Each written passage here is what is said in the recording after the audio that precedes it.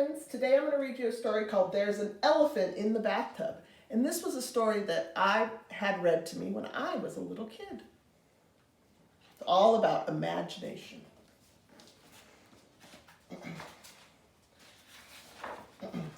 Timothy Wicks was a boy with a wonderful imagination.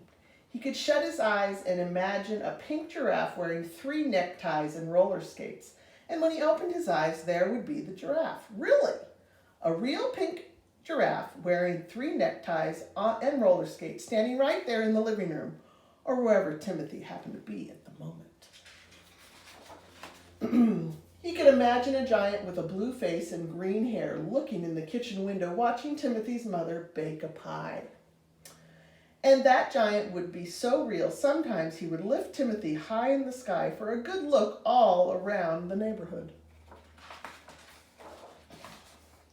Timothy Wicks could see almost anything with that wonderful imagination of his. A circus bear bouncing a ball, Indians on the warpath, even a tree that grew apples and bananas and cherries and juicy pears all on the same branch.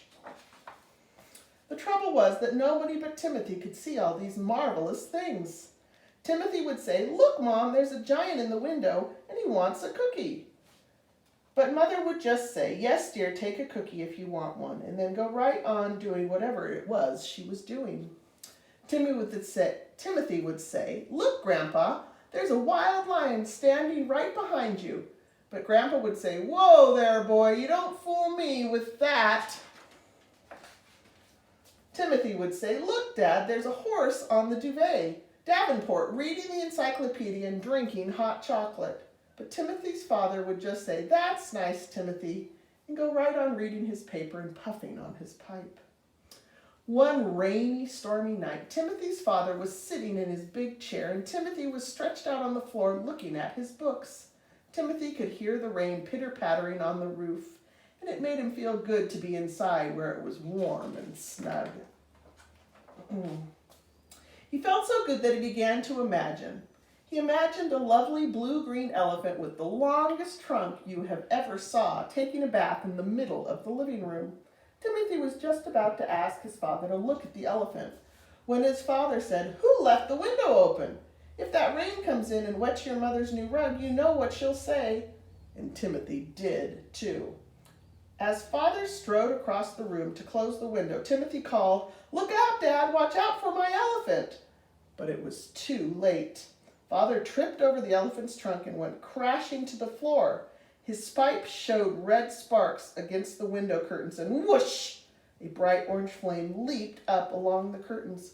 "Fire!" yelled Timothy's father. "Keep away from the window, Timothy! Fire! Help! Fire!" He ran to the telephone in the kitchen, and Timothy could hear him shouting into it excitedly. "Help! Send the fire department!" Timothy looked first at the growing flames and then at his father and the elephant. "Do something, elephant," he shouted. "Glad to," said the elephant.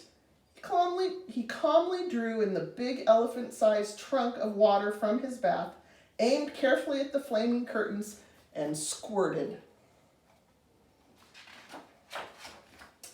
The flames sizzled and went out as quickly as they had started. Father came rushing back into the room, waving a broom and shouting, "Stand back, Timothy!" Mother was right behind him with a pan of water. "Everything's under control," said the elephant quietly. Timothy's father did not hear him. "The fire's out!" he cried. "I don't understand."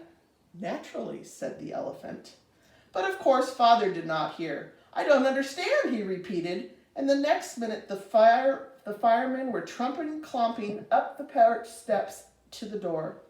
Then they rushed in without even stopping to wipe their boots. They seemed to be hundreds of them. Fat firemen, skinny firemen, firemen with hoses, firemen waving axes. Timothy hoped his mother wouldn't spank all of them for forgetting to wipe their boots. But all she said was, "My new rug!" Everyone talked at once. "Where's the fire?" shouted the chief.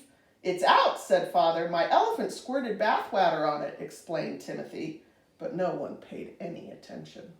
Finally, after examining the window very carefully, the chief said the rain must have blown in through the window and put out the flames. Of course, said Father. Of course, said Mother. And that was that. It seemed impossible to Timothy that none of the firemen noticed his elephant. Elephants are all pretty big, and this one really took up a large part of the living room. Timothy thought that if anyone should be able to see a bright blue-green elephant, it should be a fireman.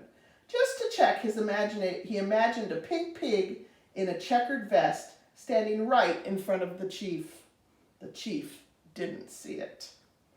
He imagined a cock-a-doodling rooster perched right on the fireman's shoulder. The fireman didn't see it or even hear it. Finally, he imagined a tremendous dragon who stuck his head in through the doorway. His tummy couldn't quite make it, and sat out a blast of smoke and cinders, right in everyone's faces. But they didn't notice. They went right on talking all about talking in all of that smoke. After a while, all the firemen trooped out of the house, packed their gear on their big red fire engine, and roared away into the night. Well, that was lucky, said Timothy's father. If it hadn't been raining, we might have had a bad fire. Timothy patted the elephant. Don't you care, he whispered. I know you did it. That night, when he was snug in bed, Timothy imagined the elephant and the pig on one side of his bed, and the lion on the other. He imagined the rooster on the bedpost. Good night, said Timothy. He felt sorry for all the grown-ups who couldn't see his friends. Pleasant dreams, said the elephant and the pig and the rooster and the lion, and they all went to sleep together. All right, friends, see you next time.